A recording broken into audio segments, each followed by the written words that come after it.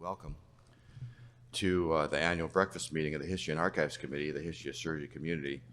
It's a pleasure to again serve as your chair. This is our agenda. We'll be going over some of our activities regarding the archives with Megan Kennedy, some things with the History and Archives Committee. Mary McGrath will update us with the ACS Foundation activities. Dr. Telford, if you're here, you'll have some minutes. He has a very interesting project that he wants some support, and he'll be describing that. Richard Lynn ran again another spectacular successful poster award, and he'll be giving the awards then. Dr. Clarke is our first recipient of the Archives Fellowship presentation. He'll be giving a brief presentation on his work, and Dr. Kernahan, Peter Kernahan, will be giving an update on his very interesting work on the history of and the biography of William Mayo. So it's a full agenda. Megan, you have some time.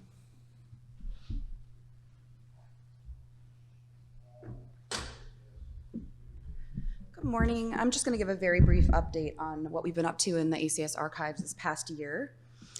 Just to remind everybody, our mission at the Archives is to advance the goals of the college by acquiring, preserving, and providing access to the college's inactive records of enduring value. And that includes maintaining historical records back from the founding of the college all the way up to present day. Just a review of some of our activities in terms of research requests. We've had quite a few this year, in-person visits, as well as a number of accessions, primarily from other divisions of the college. Our 2019 activities have continued updating the website. That's kind of our primary mode of communication with all of our members. We do a 25 and 50-year recognition page, and that includes scans of the convocation program for our anniversary fellows. And we also have a lot of photographs from past congresses that we like to upload. And we also have a number of surgical education modules that if you haven't checked out yet, please do. In terms of collections care, we continue processing our backlog. We are participating in the redesign of the college headquarters. And we recently had all of our presidential oil portraits photographed professionally. We have an exhibit down in ACS Central of those portraits, and I encourage you to come by and see them. And this year we did a revamp of the poster session submission process, which some of you participated in. And it's exclusively online, which is really great. And starting this year, we're going to be hooking up the same time with Scientific Forum. So everyone who's submitting a poster, keep an eye out for those announcements. It will be earlier than it has been in past years. And just to give you a quick image, this is the new archive space in the remodeled headquarters, a small chunk of it, but we have mobile shelving in there that we mounted a wallpaper image of our founder, Franklin Martin, which is on the archives brochure, and it's kind of the logo of the archives. So we're trying to make our space a little bit more exciting and inviting. So next time you're at headquarters in Chicago, please give me a call, and you're welcome to come by and see the new space. Thanks. Thank you, Megan. I'm not sure how I'd react if I had the image of Franklin Martin to wake up to every morning, but there you have it. Okay, here's the report from the committee. There's our mission again. It's posted on our website. We had some people coming off committee, and we have some dynamite people coming on. It's good to have new, fresh legs in the game. Serving as chair for 1921 will be Ted Pappas. Carol Scott Connor will be taking Ted's place as vice chair. Mike Trotter from Mississippi will be heading our Organization and Bylaws Committee, replacing Carol Scott Connor. Peter Kernahan will be trying to do the impossible task of following Mary McGrath as chair of the Archives Committee. Patrick Griffstein will continue with his leadership of the Program Committee, and Bob Nesbitt will be succeeding Marshall Schwartz as Outreach Committee. So we're looking forward to their contributions already. Things are changing quite a bit, and I think for the better. The archives articles have been terrific. We got 6 of them into the bulletin, including 2 of the winning poster session contributions, and we'll continue that tradition in the upcoming year. They were outstanding articles. The events are, as you see here, again, we have a very full and very rich panel of talks and videos. Be sure and go see Dr. Schwartzberg's presentation as Excelsior Surgical Society, the Churchill Lecture. He'll be giving his talk on blood and the moving wheels of history. I think that'd be outstanding. And then the Icons of Surgery, which is always popular. It's put on by the Video Education Committee, but it's very interesting profiles of icons of our field. Dr. Pellegrini, Dr. Fogarty, Pat Donahoe, and LaSalle LaFall. That would be a great session. Our panel session was, really blew it out of the park. It's, like I said, the main problem is that we're going to have to live up to its standards that they set yesterday. It was just well attended, and the papers were thoughtful and original, and many congratulations and thanks go to Mary McGrath for organizing it. Don't forget your baseball cards. We're into the fourth session. It's World Series time, so make sure you collect the ones you want to collect and trade off the ones you don't want. They're going to be collector's items. Activity on the History of Surgery Community Board has been terrific. The members have increased somewhat the number of discussions. Depends what I post. There's a lot of comments or not, but there's been an increase, and the number of documents have increased as well.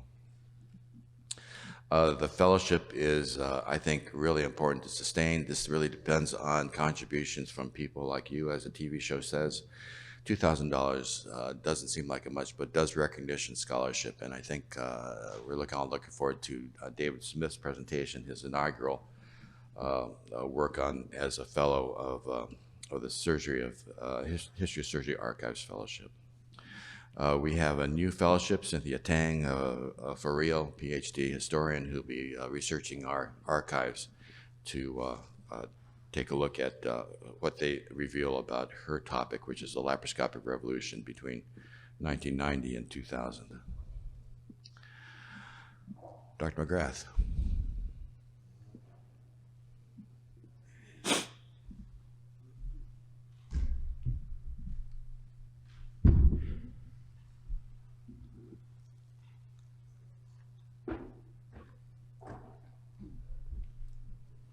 Thank you, Don. Thank you for just a moment to tell you a little bit about, I know many of you are already supporters and members of the ACS Foundation, but for those who are not, let me just sort of give you a brief overview and tell you how it relates to the surgery history group. The mission of the foundation is to obtain funding to support the goals to further the mission. And again, for those of you who have never seen this, it's potentially a surprise that dues account for only 22 to 23% of the college's income, and they're immediately spent supporting lots of ongoing programs. There are other income sources. The main one, interestingly, being from our accreditation programs, NSQIP and trauma, cancer, bariatric, and so forth. Product sales bring in some income, the exhibitor fees at the clinical congress, and each year the college takes 5% out of its endowment to support the activities. The problem is that we have every year burgeoning numbers of new programs that are non-revenue generating. The scholarships are there every year, the fellowships, the clinical scholars and residents. Operation Giving Back is growing. There's all including all these other things I listed on this slide, and of course the increasing activities of this surgery history group are mentioned here too. So what does the foundation do? Well, the foundation's job is to find funds to support those existing ongoing programs like scholarships and Operation Giving Back and some of ours here in the history group, and also to look for opportunities to support other things that the college would like to do for which there is not yet anything, there's no budget item, no line item in the budget.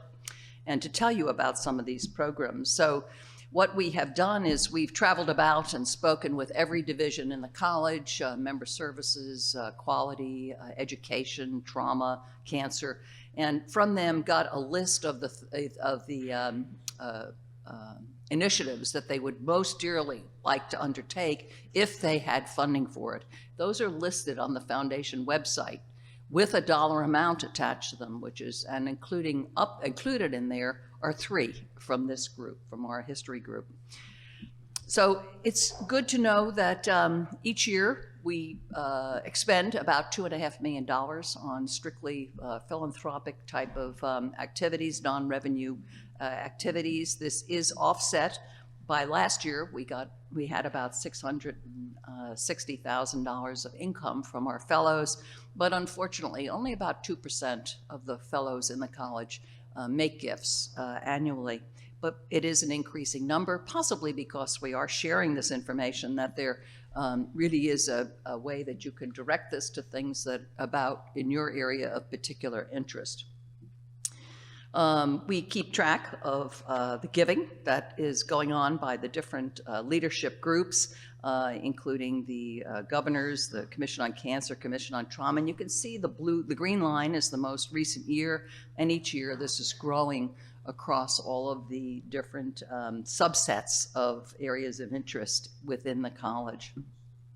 So the ones that the history group has identified and that are posted actually on our website are the traveling exhibit of the archives that is, I know, dear to Megan's heart. Getting all of our collections digitized, which needs about another $5,000 to do that. And then the one that Don just alluded to, the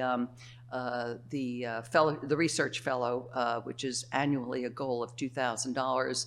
And again, just if you wish to make a gift, you can identify these on the foundation website and put your gift toward one of these things if these are what are most important and dear to you of all of the things that the college does, or just give it to gift to greatest needs.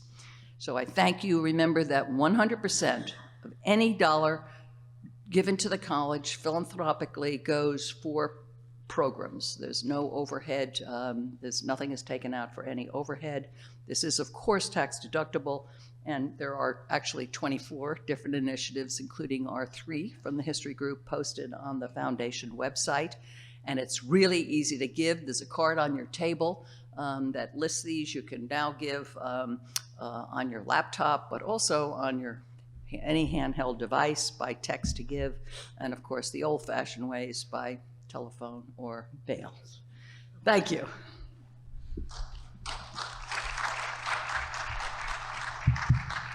Thank you, Mary. This is a very important endeavor. Dr. Telford, are you here?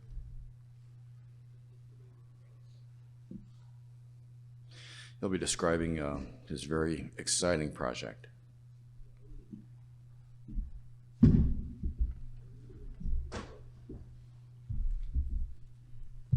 Good morning. I'm writing a book for the college on Franklin Martin's early years in rural Wisconsin and its positive impact on his career.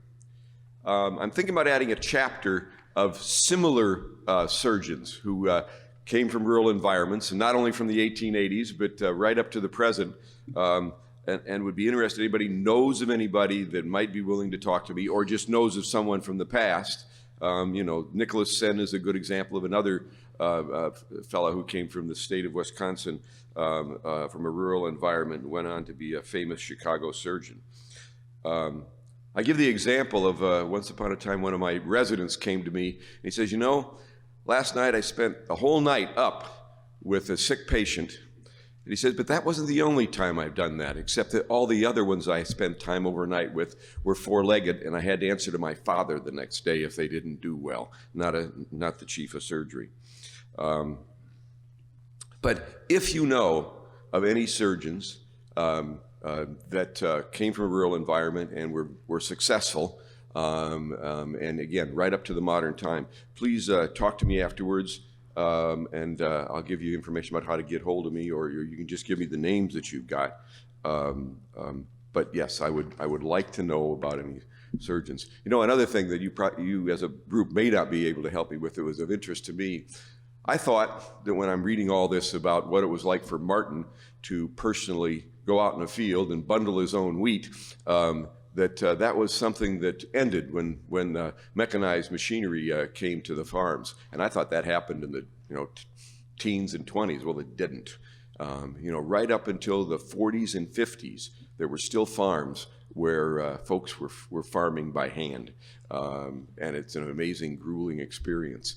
But if you by chance know of anyone that I'm looking for, basically 80 and 90-year-old farmers to talk to about what it was like to farm by hand, so I can relate a little bit more. And I was talking with Peter just before we started about the fact that a lot of the traditions that were in the 1800s, which was that the women would bring food out to the field. Well, I was out last week helping one of my cousins farm the soybeans, and his mom brought food out to the field to us, just like they did 150 years ago. Those traditions just never go away in farm country. But if you know of anyone, please let me know afterwards.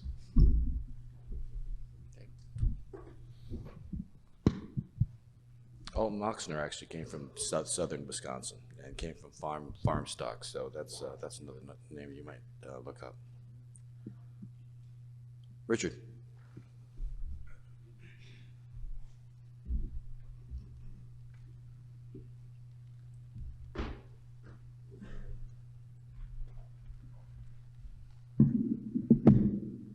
Which is the button?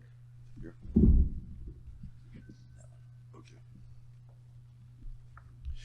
So I had the privilege this year, thanks to the committee, to chair the poster competition. This is the second year I've done this, and it's now our 5th year, I believe, of doing this, and it's just a tremendous opportunity for me and a privilege, and I can tell you that we had close to, if not equal, 100 submissions of abstracts this year. And every single one of them, I can tell you, as Megan can as well, could have been picked, but we only have space in the exhibit hall for 20. So as I mentioned when I went around yesterday to the people that presented, every one of you all should feel very validated and proud of the fact that you were in such a select, highly competitive group. Having said that, all the judges did their due diligence, and I thank everybody who did the judging as well. And I'm proud to tell you that Megan, when she called me last night, told me that it was by one vote, but not vote, but tallying up all the different criteria, and by 1 point. So any event, there has to be somebody who is first.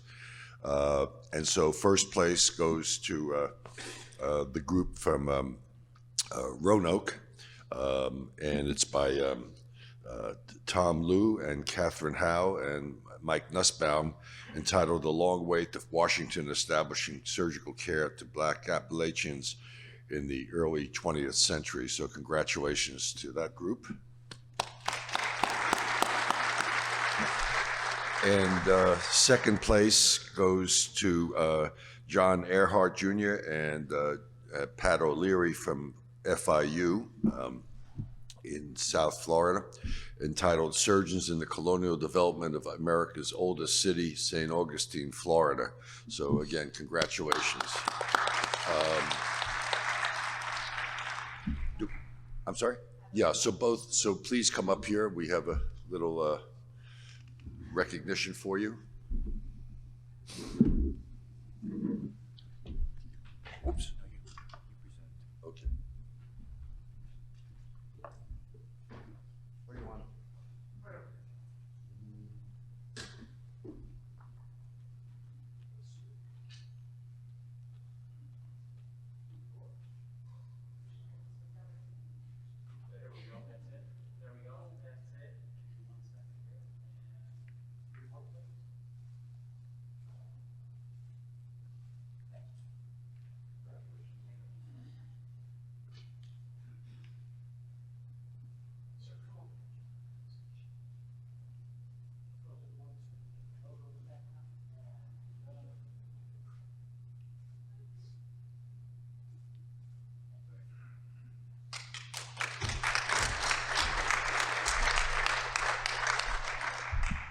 The posters will remain up through Wednesday morning, so please give them a look. They're outstanding pieces of scholarship, and I guarantee you're going to learn something you didn't know before. The recipient of our first foundation fellowships, David Clarke. David, can you come up and give us an update on your research?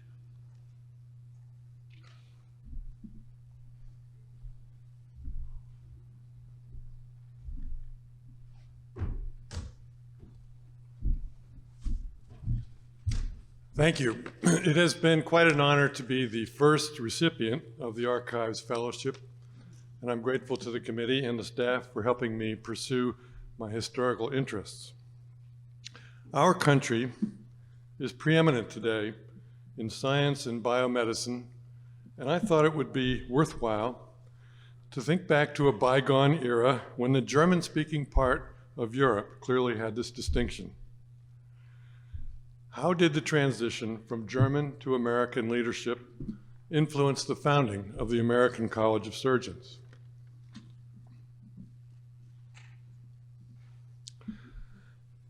At the end of the 19th century, the German and Austrian empires covered a very large part of Central Europe. Although Berlin and Vienna were the largest academic centers, all of the German-speaking universities had very high standards.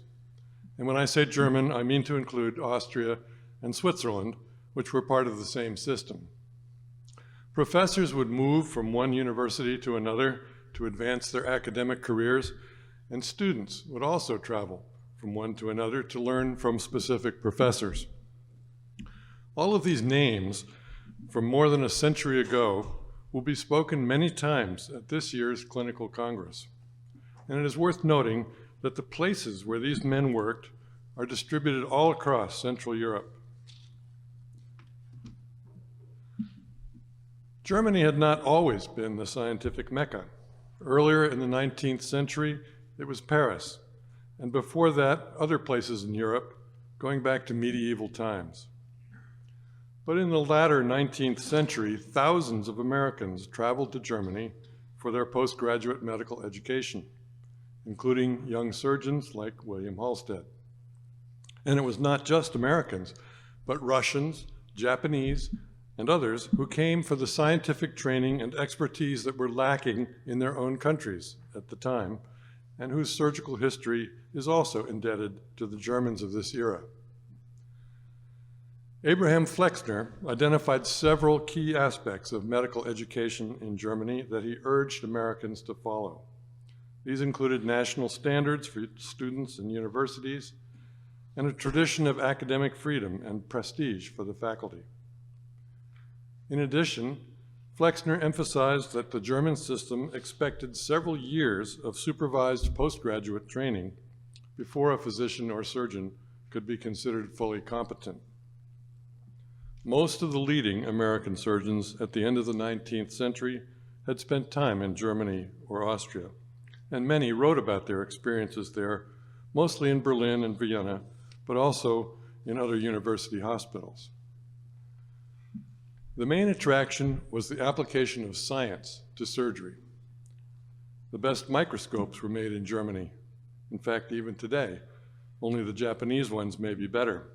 But in the 19th century, German scientists, including surgeons, were using this high tech of their day to make important discoveries in histopathology. After the insights of Lister, they became leaders in the new science of bacteriology. Operative technique could be learned not only from observing the masters, but in frequent cadaver labs. Some of the faculty conducted special classes in English for the American visitors. And many of our female surgical pioneers studied in Germany at a time when they had limited opportunities at home, as Dr. Scott Connor pointed out in her remarks yesterday. However, the discordant note in almost every American memoir was the disregard of the German professors and their staff for the dignity and comfort of their teaching patients, who were treated in many European hospitals as a lower social class. Indeed, many people had good reasons to be dissatisfied with life in the Central European empires at this time. And millions of German-speaking immigrants came to the New World in search of something better, including the ancestors of probably 15 to 20% of the people in this room, especially those from the north-central region of the US. In 1910, immigrants constituted a proportion of the American population about the same as in our own time, and the status of the German language was something like that of Spanish today. There were German newspapers and societies and many communities where English was only a secondary language. There was a German hospital in many cities, including New York, Philadelphia, Cleveland, Chicago, and San Francisco, which would all change their names in 1917, but are mostly still in operation. The immigrants included dozens of surgeons trained in Europe who became prominent practitioners all over America and helped introduce scientific surgery to this country. These two in Chicago are worth special mention since they had a profound influence on the surgeons in that region who would be most important in founding our college. As Dr. Telford noted, Dr. Zen was very important, and he was actually born in Switzerland and trained in Germany. Even surgeons who had no direct contact with immigrant European colleagues and had not studied in Europe still needed to know the German language if they wanted to keep up with the literature. Here are the results of a little quantitative study I carried out, tabulating the references from the two most prominent American and German surgical journals published in the first decade of the 20th century. Even in our own journals, the citations were nearly half in German. Conversely, German authors cited Americans only 4% of the time, although I would point out that was almost as much as they cited British authors. Indeed, by the beginning of the 20th century, German medicine was beginning to take America seriously. Here are some of the distinguished visitors to our shores in those years. The increasing mutual respect had even led to planning an exchange of residence between Professors Halsted and Kuttner, whose correspondence has been published by Drs. Rutko and Hempel. Most of those named here wrote up reports of their visits to America, and I've listed some common themes. Several took note of the personal consideration given to patients which contrasted with European attitudes at that time. The variable quality of medical schools would, of course, be largely remedied after Flexner's famous report. But it is clear that America was already advanced in our approach to nursing education. Beyond these visitors and the many surgical immigrants, Halsted was the outstanding surgical ambassador between Germany and America. He explicitly used the German model as a pattern for the surgical residency at Johns Hopkins, which everyone here recognizes as the archetype of all of our residencies. But in the same famous address at Yale, Halsted also disparaged the small, exclusive surgical associations that he found in America, and held up the German Surgical Society as an example of a broad-based organization in which every qualified surgeon was welcome. The initial regents of the American College of Surgeons were surely aware of Halsted's opinion. All had come to maturity in the age of German scientific leadership, and more than half of them, highlighted in yellow, had studied in Germany or Austria when they were younger. And I would point out for Dr. Telford that 4 of them were actually from Wisconsin. Not only Martin, but Murphy and Oxner and Cotton were all from the state of Wisconsin.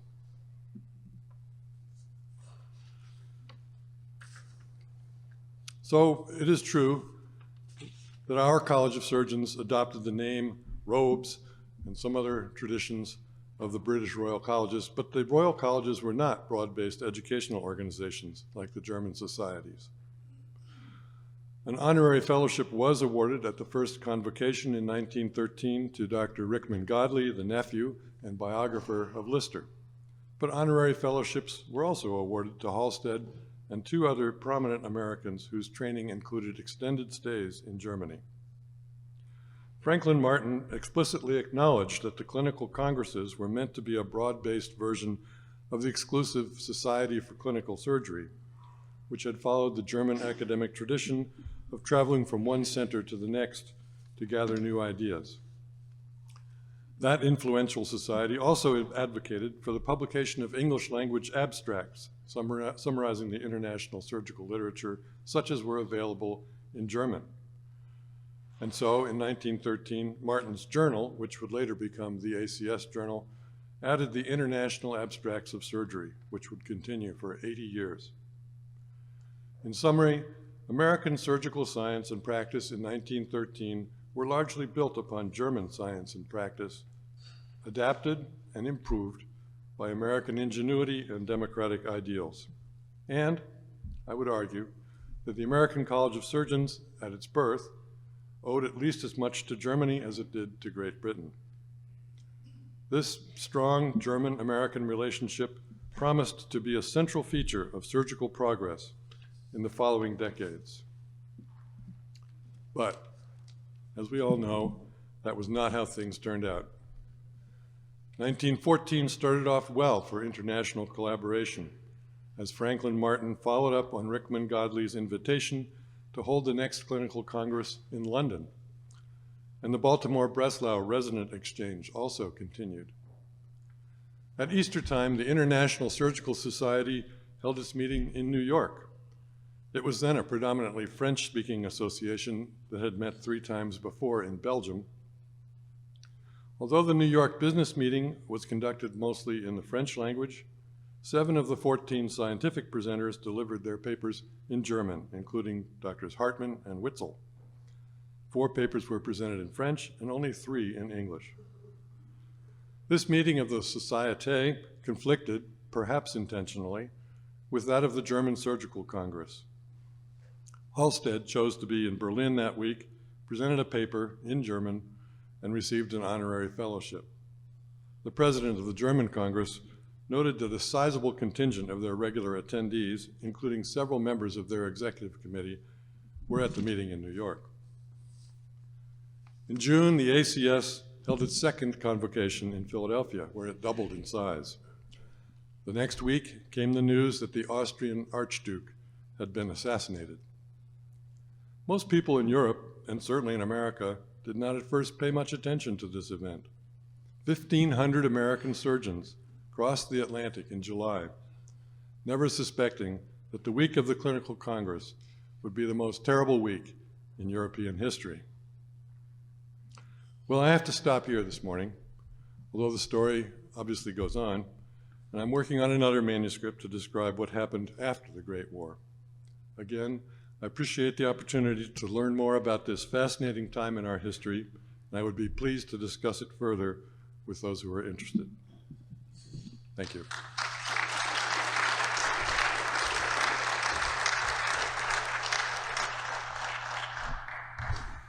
It's a wonderful presentation, and thank you very much for your work. Today's keynote address for the breakfast meeting will be by Peter Kernahan, and Peter's already established himself as both a surgeon and a historian at the University of Minnesota in Minneapolis. Peter?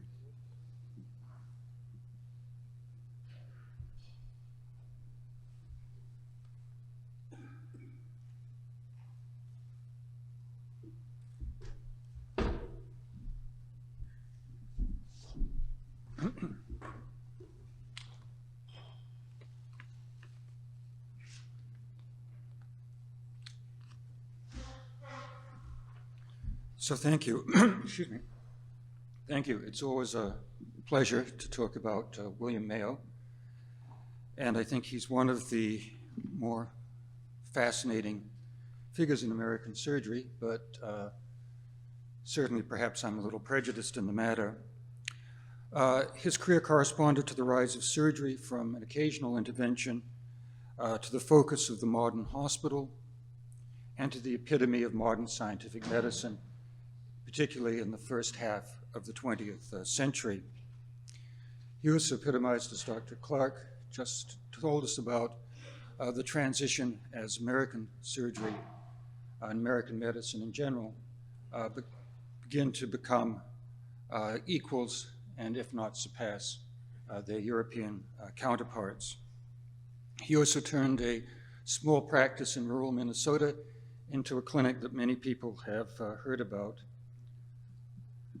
So I'll go into 5 phases, talk about first things, a little bit about his early life, talk about catching the wave, his participation in this transition I've mentioned, standardizing surgery, building on what Dr. Clarke has just told us about international exchanges, and then conclude with some of the latter years of his life. I have no disclosures, and I am not now, nor have I ever been, an employee of the Mayo Clinic.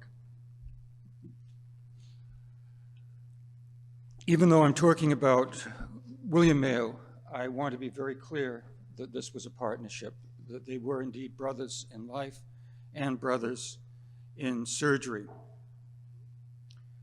They were inseparable. William Mayo was the executive. Charles was perhaps the more diplomatic one. If things were going a little bit awry in the operating room, Charles would be the one who would stop and tell a silly joke to diffuse the tension. William Mayo had a sense of humor but rarely displayed it in public. And they'd been together, obviously, from their earliest days until they both became very prominent in American surgery and in the American College. Well, it all started in 1819 with the birth of their father, William Worrell Mayo. And he's a very fascinating individual. He had a very peripatetic career. I've counted that he had at least 20 separate occupations at various times during his life. He was born in Salford, what was then a small country town on the outskirts of Manchester that was just becoming part of the Industrial Revolution and the cotton industry and dye industry. By the time he left in 1847, Friedrich Engels would describe part of Salford as hell on earth. He was born in the middling ranks of society, a family of farmers. He studied as a young man with the physicist John Dalton, as did the physicist Joule. What medical education, if any, he had in the UK at this time cannot be determined.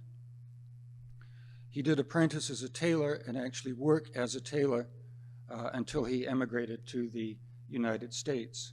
Once in the United States, he worked briefly at Bellevue Hospital in the pharmacy department, and then subsequently moved west into Indiana when he apprenticed and obtained medical degrees from a school in Indiana and from the University of Missouri School of Medicine.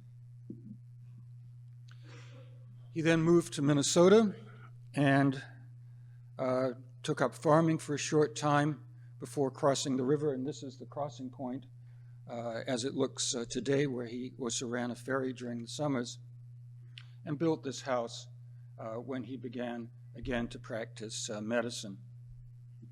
He was very short, he's 5'4", so all the doors in the house are very low. There must have been something in the water supply to the house, because the family who took it over, who were very tall, all over 6 feet, had to rebuild some of the doors, and they went on to found the Jolly Green Giant vegetable company, so you're probably familiar with their product. Well, William Mayo was born June 29th, 1861. Here's a picture of him with his parents and his two older surviving sisters, and they were truly on the frontier in southwestern Minnesota. A year later, there was the Lakota War, still one of the most controversial episodes in Minnesota history. His father joined the troops who were defending the town of New Ulm, just up the river from the settlement of Le Sueur,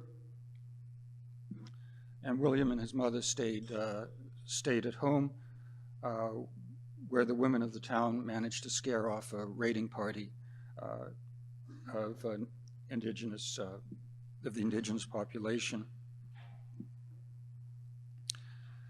Moved to Rochester in 1863, took a job as a contract surgeon examining for the draft board. At that point, William Worrell's wife refused to move anymore, and so they set roots down in Rochester. See the large, this is Rochester at that time. The large building is the convent, and of course the nuns will become very important in the establishment of St. Mary's Hospital. William and his brother, as William said, later were raised to be doctors as farm boys were raised to the plow. They were trained from the earliest age in medicine. They were taught osteology by their father. We've had mention of microscopy. The father mortgaged the house to buy a new microscope, and he gradually established a very successful general practice. William Mayo was a rather headstrong young man. He was highly competitive. He was known for racing his pony at high speeds down the main street of Rochester. I'd mentioned his sense of humor. His first writing is perhaps also his first joke. When the teacher's back was turned, he wrote on the chalkboard in the grammar school, "The camel was shot by Miss Campbell." So this is the earliest known example of William Mayo's literary contributions. He'd go on to write other papers. I'm sure you've heard of them. Attended the University of Michigan Medical School. Reform in medical education didn't begin with Flexner. It had actually begun by the 1870s with more progressive schools. And one of the reasons his father chose the University of Michigan for him was that this is a school that had switched from the traditional 2 short terms of repeated lectures to a full-time 3-year progressive curriculum. And here's young William Mayo. And one of his classmates later recalled that a young man worked opposite me, and his father was a physician. I remember he visited the son at Ann Arbor while on the way east.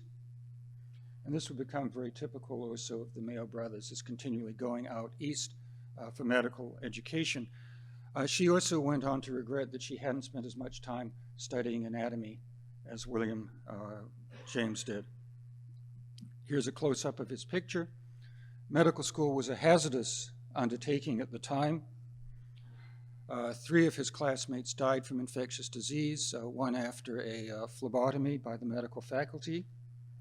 In his 2nd and 3rd years, drawing on his experience, watching his father or helping his father perform post-mortem examinations, he became a demonstrator in anatomy. He also founded the Nu Sigma Nu fraternity, which at its peak would be represented at about 100 of the North America's medical schools. They did this because he and 4 of his friends felt that medical students needed some moral uplift. The precipitating incident was that a obstetrician classmate had been carried bodily back row by row to the back row of the lecture theater, and then had been pitched out the window by the students in the back row. And they felt that medical students could do with a little improvement in character. He was a boxing champion, weighed 130 pounds, and I think in many ways boxing characterizes him. A little bit pugnacious, very competitive, but also like boxing, very competitive within a set of rules and guidelines. His mentor was the professor of surgery, Donald McLean, who was a Canadian. He had trained in Scotland with Lister, and so very early on, this is only in the early 1880s, William Mayo was introduced to Listerian antisepsis at a time when it was still controversial. They'd continue to communicate for the rest of McLean's life, and he was very much a mentor for the young Will Mayo. Well, we've mentioned country boys, as I call them, and as Dr. Telford just told us, Franklin Martin, John Murphy, A.J. Oxner, William Mayo, George Cryle, and Charles Mayo were all young men who grew up in the rural Midwest during this period and would all be among the same generation of surgeons. And they're in contrast to the other group, Halsted, Bevan, a little bit later, Evitts Graham, young men who'd been born in, Harvey Cushing would be another who'd been born in urban areas, well-to-do families who'd gone to prep schools, Ivy League universities, and then to medical school. Franklin Martin, as Dr. Telford will tell us, always carried a little bit of a mark little bit, maybe of a chip on his shoulder, I think, because of that, a little bit ashamed of his background. Certainly the Mayos transitioned easily between the two environments. When I get home, I will give him more time to run the farm and rest, for I am anxious to get out and put my shoulder to the wheel. William Mayo wrote to his sister just as he was graduating from medical school. This family loyalty, this strong sense of family loyalty is going to be very important in the Mayo story. His father was 64 at the time. He isn't going to retire for another 20 years, and he'll actually be in his 80s when he finally retires from practice. He'll then take a trip alone to Japan and continue his wanderlust. This is one of only 2 pictures of the three of them together. He could also be very irascible later on when he's in his 90s and in hospital.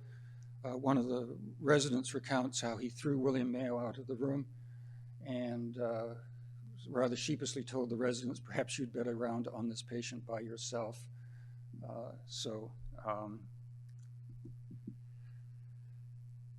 The Brotherhood helped them become surgeons because one of them could always be in town and the other could always be traveling to learn surgery. My brother and I used to leave Rochester on alternate Wednesdays, spend Thursdays with Fenger in Chicago, and returning Thursday night. And they alternated this pattern for a number of years.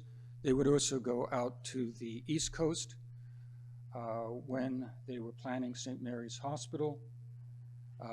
The father and son went out together to the East Coast to visit the large hospitals there.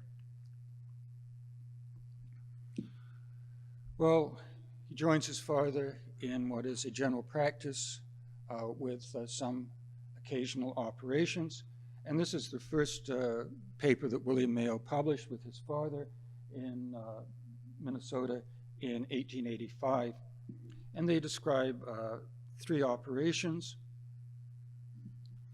I think particularly interesting is an ovariectomy that they do. On December 14th, with the assistance of Drs. J.E. Bowers, G.B. Ayers, W.J. Mayo, and D.M. Berkman, I removed a multilocular cyst weighing 24 pounds, etc. This is very typical for surgery at this point in time. It's done in the patient's home. You have a number of other doctors present. The reason for that is twofold or threefold. One is you want assistance. 2, it's interesting and something that's not done that often, so everybody wants to watch. And number 3, you want witnesses. If something goes wrong, as happens all too frequently, you don't want one of your colleagues or competitors bad-mouthing you. He was there too. That's how you kind of help protect your reputation. Think of the contrast then. Just 10 years later, William Mayo writes a paper on surgery of the stomach. The stomach is now amenable to surgical relief from a number of conditions which had until recently been supposed to be purely medical in character. And this really captures how surgery changes even within the short time of this 10 to 15 year period. The whole abdomen becomes a site of exploration for the surgeon. Surgery begins to take its place as the preeminent specialty within the hospital, and more diseases seem to be the subject of surgical intervention. It also marks William Mayo's rise too. He's now publishing in a national publication, and he's starting to publish not individual case reports, but series of patients. Within another 5 years, they will be publishing results of thousands of cases.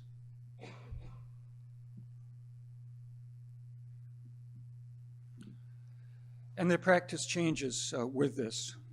William Mayo describes it as having grown like Topsy. For the historian, few of the records from this period remain. They were using rented offices. The records correspondence was kept on rolls of butcher paper by the janitor, who would just paste the letters on the paper in the order in which it was received. But they began to expand, and they took their first partner in 1892, prominent local practitioner, and then added additional practitioners, becoming a partnership of first 4, then 5 individuals, running very much as a partnership. 1902, William Mayo changes the ownership structure so that the partners just share the income, so that the building's property will be left in the name of the firm. That way, if an individual dies, the firm doesn't have to sell a building or raise money to give the widow the share of the assets. It will finally become, of course, the Mayo Clinic, and I'll get to that in the next slide. And there's another. Its growth depends heavily not on referrals from afar at this point, but on local people, northern Iowa, rural Minnesota.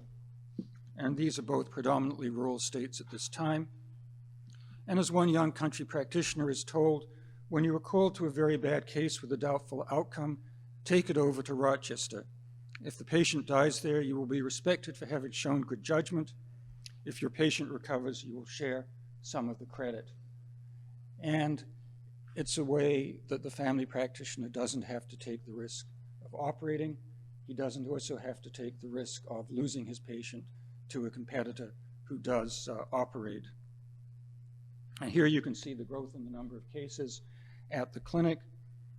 William Mayo describes the place between 1880 to 1890 to 1900 as the period when they're trying to keep the clinic quiet. He tells Franklin Martin he wanted this because he didn't want anybody to kill the clinic in its infancy.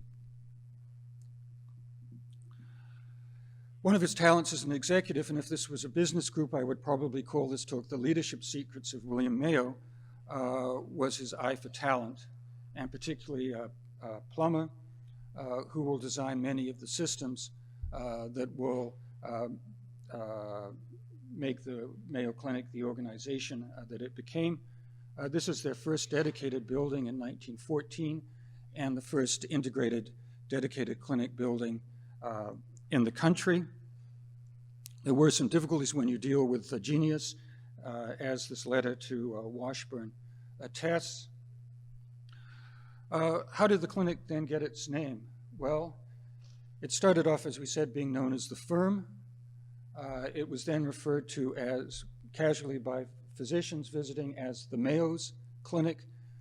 Clinic was from the French use of the term, a teaching clinic. You went to a clinic because someone held a clinic and you learned there. Gradually this name stuck, and when the building was built, they chiseled Mayo Clinic on the above the front door. In a letter, William Mayo later regretted that. They were very concerned about being accused of advertising, and he said if he had to do it over again, he would have chosen a different name. And that's perhaps one of the reasons why Cryle called his clinic the Cleveland Clinic rather than the Cryle Clinic. Well, here's a morning's work. They operated from 8 to 1. If there were still patients who needed to be operated on after 1 o'clock, they waited till the next morning. So 2 cholecystectomies, a re-exploration for biliary fistula, gastrectomy for cancer, and then treatment for cancer of the cervix. And as their reputation grew, more and more physicians would come to visit to watch these operations as part of this peregrination around the country that both elite and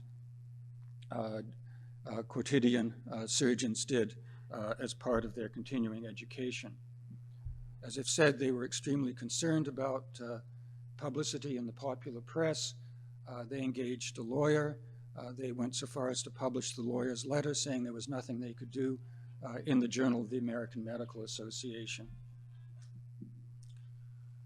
Well, this is the time, 1893, when the AMA meets in Minneapolis, that Franklin Martin and William Mayo meet. Franklin Martin's just 5 years older, but he still refers to William Mayo as a young man. Martin doesn't remember, but both Charlie and Will had actually visited had attended some of his clinics to watch him operate when Franklin Martin was in practice. Franklin Martin would become known to Mayo as Old Hickory, and Mayo would become known as the Chief. And they were among the leading group that, of course, founded the college. The relationship was a close one. It grew over the years. It became particularly close after they spent a long time together, traveling first to Latin America and then to Australia and New Zealand. It wasn't always an easy friendship. Franklin Martin jealously guarded the college, particularly from incursions by the AMA, and was there was a great deal of friction between him and the leadership of the AMA. William Mayo, Cryle, tried to be diplomatic, tried to smooth over some of the difference. They nearly had a falling out in 1919 when the AMA founded the Archives of Surgery and chose William Mayo as the first editor. Franklin Martin really saw this as a stab in the back and was very upset about this. This was an attempt by the AMA to crush his SG&O, Surgery, Gynecology, and Obstetrics. Will Mayo promised that the editorial focus would be different. The difference and disagreement was smoothed over. He did suggest to Franklin Martin that they change the name of SG&O to the Journal of the American College of Surgeons.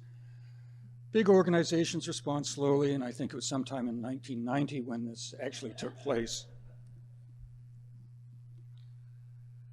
Well, we talked about, first of all, the early days specialization in surgery, as practitioners narrow their focus just to surgery.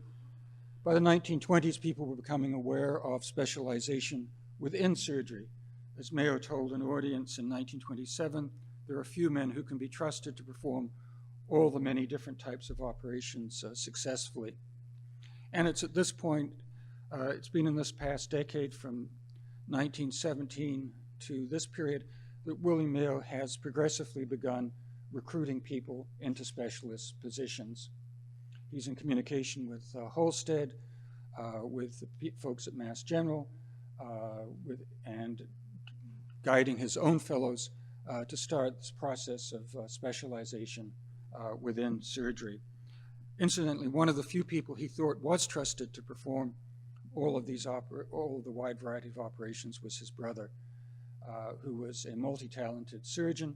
William Mayo had largely narrowed his focus down to the abdomen and particularly foregut surgery, largely because his brother was doing such a good job and had such a wide range of talents with the full spectrum of operations.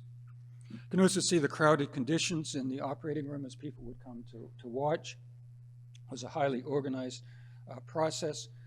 The story is that the Mayo Stand was developed because the operating rooms were small, the crowds were large, and they couldn't have big tables because they got in the way, so they needed something small and movable to accommodate the space. In the operating room, and these were public displays, William Mayo had a very incisive and interesting way of imparting information, continued to lay down his views on many surgical matters in a forceful yet by no means egotistical way. These were not one-sided discussions. These were surgeons who were watching. They were not shy about asking Mayo why he did that, and wouldn't it have been better to do something else? So these were very much two-way discussions. The tradition of having the pathologist bring the specimen back to the operating room dates from this period, where the pathologist would come in and display the specimen and describe the pathological findings to the attending audience. And you'll see that this article is from the Indian Medical Journal, published in Calcutta, as it was at the time, suggesting that international scope of practice that we heard about. The hospital was exceedingly well organized. The Mayos had formed the original staff, and they chose all subsequent staff. The sisters were totally loyal to the hospital and to the Mayo brothers, and so they could build up the systems that they wanted to operate the hospital in what they viewed as the most efficient manner. Added to that was Plummer's organizational genius and his development of an integrated medical record system. And during the period of the hospital standardization movement and hospital reform, Mayo Clinic and St. Mary's becomes a guide to reformers like Ernest Codman. And this was his view of what the people at the Massachusetts General Hospital thought about Minnesota. They really do mean well, and suppose in their self-satisfaction that Minnesota has only crude, rustic skill. Well, I think that probably shows more about Codman's view of the people at MGH than perhaps MGH's view of the Mayos. But as concerns about health insurance pick up in the 1920s and 1930s, health reformers will start to see the Mayo Clinic as a model for integrated health care and for health reform.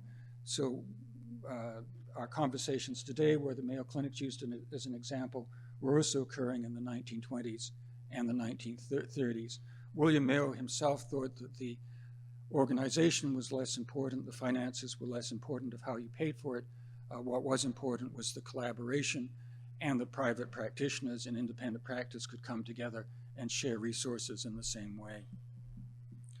Well, the fellowship grew out of visiting doctors. People would like to stay on for a period of time, and it gradually became formalized as a fellowship in 1912. So we think back, as we heard, to Halsted as the fountainhead of all residencies.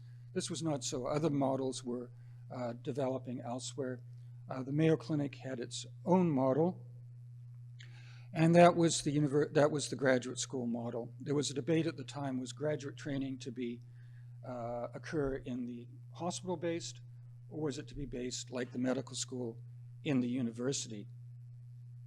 1915, the University of Minnesota and Mayo merged their graduate programs and becomes the graduate school. This is a way of how to identify the specialist. We have the board exams now. That was the model that won out. The other model was the graduate school model. Penn used the same model, and that was the graduate school would award the graduate a master's or a PhD degree after the completion of their training. So you would graduate with a Master's of Science in Medicine, Master's of Science in Surgery, or PhD in Medicine or Surgery, and that's how you would identify the trained specialist. This affiliation, which had its ups and downs, persisted into the 1960s. And the young man in the bowler hat is Donald Guthrie, who would go on to found the Guthrie Clinic. Mayo had generated intense loyalty from his trainees. This young man was at Gallipoli for 6 months, which, if the documentary I watched a few weeks ago on Netflix is true, was indeed hell on earth. Perhaps one of the ways he kept his sanity was writing back and forth to William Mayo, who always responded to his letters and who always kept him abreast of the news from Rochester. And there are other letters that he exchanged with his trainees. I think probably many people here have written a letter of recommendation. William Mayo was nothing if not concise. I will now share with you a complete letter of recommendation that he wrote. I will say that I have changed the names to protect the families involved. So here's the letter. Smith is solid, Jones is a jackass. Yours, William Mayo.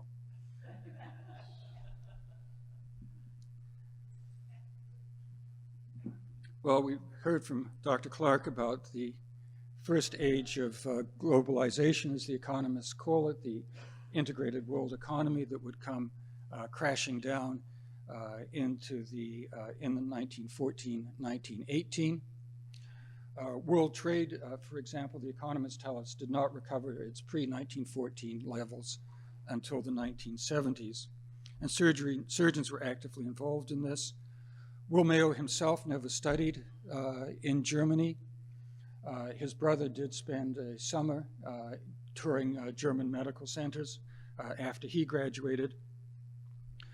William Mayo made a total of 31 trips overseas, including 2 trips to Europe in 1914 alone.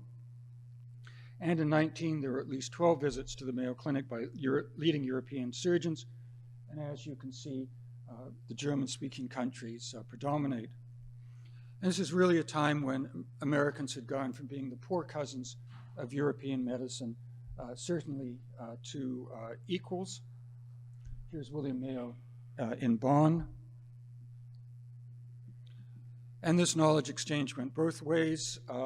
This is an alternative to laparoscopic surgery for gallbladder. If you ever worried about adequate exposure, I would suggest the Pertus incision demonstrated here. Certainly, William Mayo found it satisfactory. The exchanges weren't always pleasant. Kerr, who we may recall from Kerr's sign, wrote a very blistering article in the Munich Medical Directory in Gazette in 1913, which he took to task of British and American surgeons and their ignorance of stomach surgery and their general incompetence, which he ended by comparing only to the general incompetence of the British and American navies compared to that of the Kaiser's imperial fleet. Fortunately, that shocked and horrified Trendelenburg and a number of other of William Mayo's German friends who were most embarrassed by this. The attention turns to Latin America after the war. Franklin Martin and Will Mayo will make trips there. They are received there by the presidents of the countries, by the leading surgeons.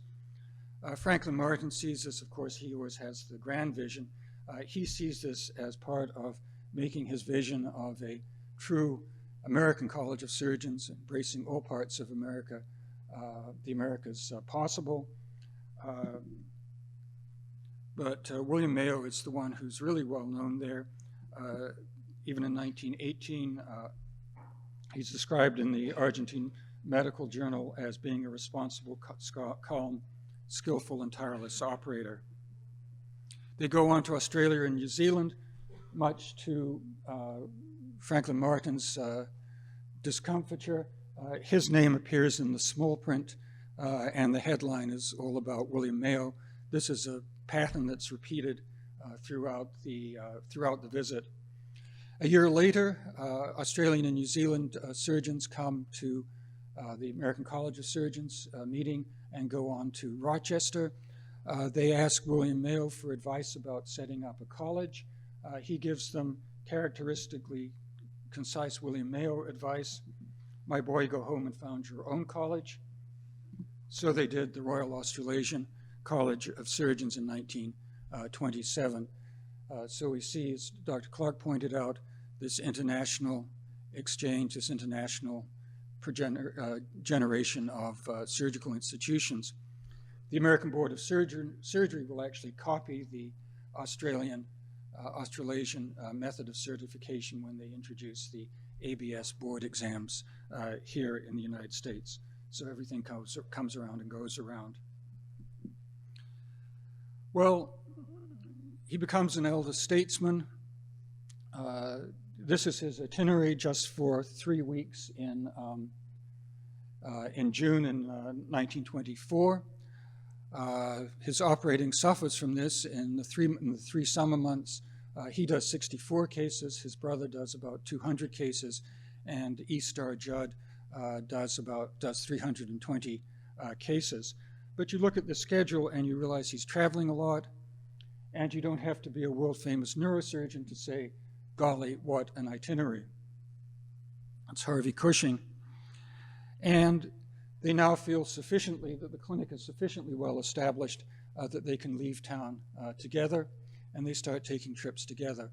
One of the trips they take is to Manchester and to Salford, where their father is born. They dedicate a stained glass window in the parish church where he was christened. I've been there and seen it.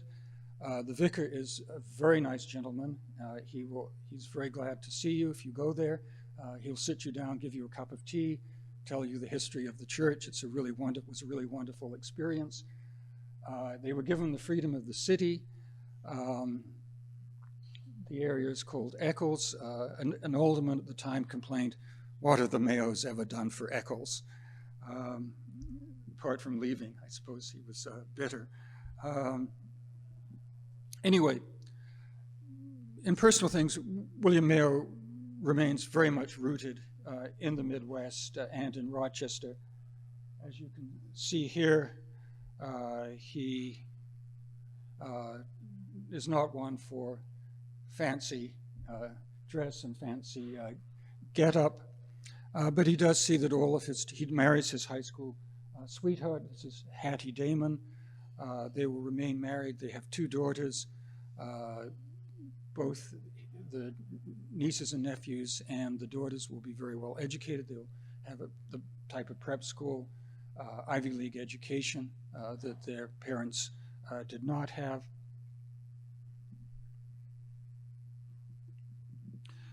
And as he gets towards the end of his life, he begins to become, as perhaps we all do, a bit reflective and starts to refer to the future as a door half open.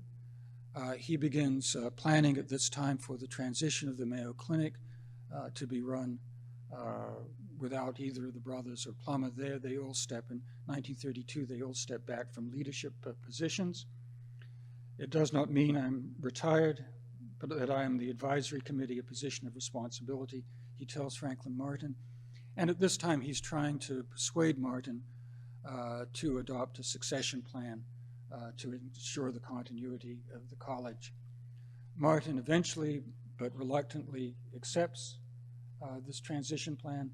Unfortunately, his death interrupts it, and we then get into the sort of the interregnum of the 1930s, 1940s of the college, when there really isn't a single leadership director there.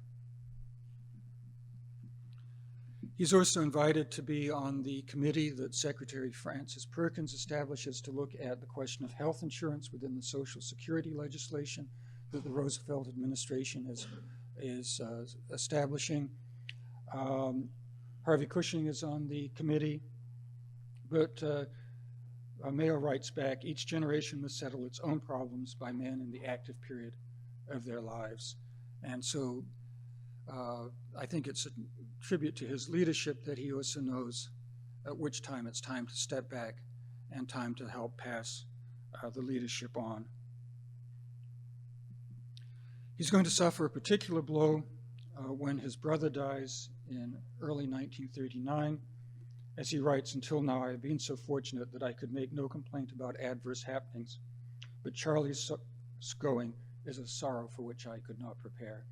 And I think this shows just how close the brothers were, just how symbiotic the relationship was, how nothing would have happened had there not been both of them there. Well, his own death comes just 2 weeks later. Ironically, he dies of gastric cancer. The descriptions that people have left are very heart-moving of his colleagues and Mayo Clinic associates being in tears at his bedside and William Mayo comforting them, giving them strength. But I think perhaps what summarizes things best is a letter that he wrote to commemorate the 80th anniversary of one of the country doctors that he had known throughout his career. And he wrote of that gentleman, "It is a great thing to have lived a life of constructive usefulness and to have won the respect, gratitude, and affection, not only of your community, but of your state and neighboring states." And I think that constructive usefulness very much sums up William Mayo's own life. So thank you very much for your attention.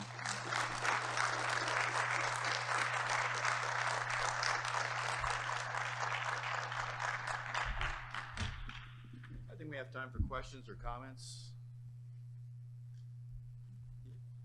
Yes, sir. Hello, Durrell Birch, I'm from Georgia. I was wondering if you knew the traditional fee-sharing plan that they had, and when the American College of Surgeons decided that was unethical. they had two-way, they went through two transitions. When they were just a partnership, each partner billed and collected for himself. When they became the limited partnership, they still separate. They divided it equally. No, I mean, sharing fees with the referring physicians.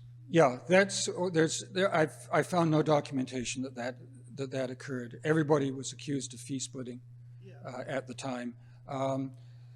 If you read the Regents' minutes when they were discussing fee splitting, Charles Mayo was on the Regents at the time. They were they were very strongly opposed to it. And as these accusations went back and forth, but they were very strongly opposed to it and took a leading role on it in the college, trying to stamp out the practice. Okay, good. Thank you very much, Peter. Thank you. I've got two more tasks to close the meeting. The first one is appreciation of thanks to Megan Kennedy. Megan's our erstwhile archivist, and the reason why things go so well, believe me, from the baseball cards, my favorite, to this meeting, to everything and that History and Archives Committee does. We have her to thank, so please join me in showing appreciation for her good work. She's assisted by Michael Beasley. I think he's probably manning the desk right now. My final task is to welcome Ted Pappas. Ted is going to be taking over as chair of the History and Archives Committee. This has been a great privilege for me to do this task, and it's been a labor of love. We're looking forward to Ted's leadership in the upcoming years. Ted, come up.